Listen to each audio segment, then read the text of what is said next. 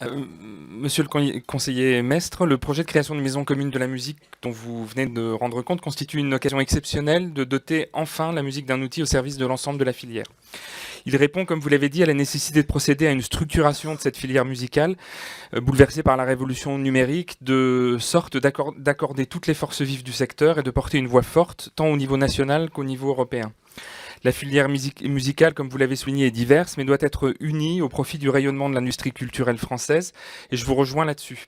Ce projet traduit par ailleurs un engagement renouvelé de la part de l'État en matière de politique musicale, et je m'en félicite.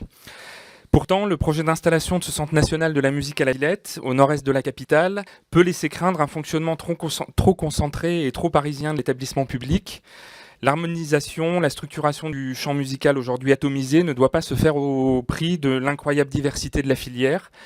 Et le rôle prescripteur de l'État doit permettre de laisser s'exprimer toute la gamme des pratiques et de création musicale représentées dans les territoires. C'est d'ailleurs pour cette raison qu'il est extrêmement important d'être attentif à la mise en place d'une gouvernance adaptée, vous avez parlé de la gouvernance, en intégrant dans sa composition des membres issus des territoires ayant des spécificités culturelles et musicales propres. C'est le cas par exemple dans les collectivités d'outre-mer. Aussi, Monsieur Mestre, ma question est la suivante. Comment s'assurer que ce futur Centre national de la musique qui répond à un besoin impérieux de convergence sera au service d'une équité territoriale accrue, tout en laissant permettre de réaffirmer l'ambition de l'État en faveur de la politique musicale, tout en laissant la place aux acteurs et aux projets territoriaux. Comment s'articuleront enfin concrètement les partenariats entre l'institution et les opérateurs en région? Je vous remercie. Merci, Monsieur Gérard. Madame Le...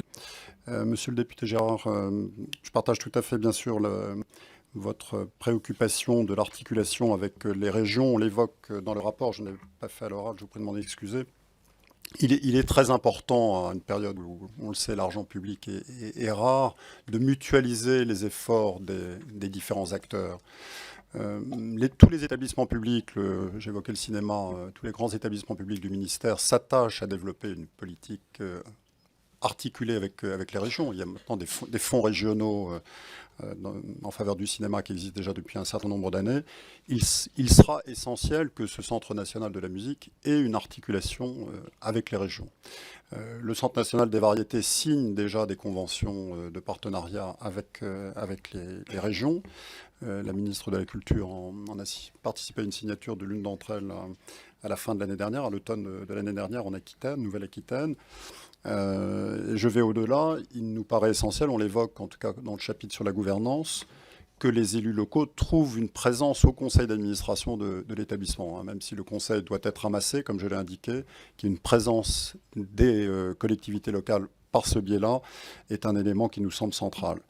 Vous avez évoqué la Villette, alors c'est vrai qu'on évoque cette idée tout à fait à la fin, certains acteurs ont défendu cette idée que la maison commune de la musique au sens, alors cette fois-ci physique du terme, puisse trouver une implantation géographique sur le site de la Villette où se trouve déjà la Cité de la musique, la Philharmonie, le Conservatoire national supérieur de musique et de danse de Paris. Donc on voit bien la dynamique symbolique qui pourrait s'y attacher. Bon, c'est une piste qui est évoquée parmi d'autres, c'est un sujet qui devra être traité dans le cadre de la préfiguration. Je ne sais pas si une présence en région de l'établissement public en tant que tel est faisable. Ce qui est sûr, c'est que le Centre national des variétés est à l'étroit de toute façon. Il doit déménager. Il y avait un projet qui était déjà envisagé, qui a été suspendu le temps de cette mission.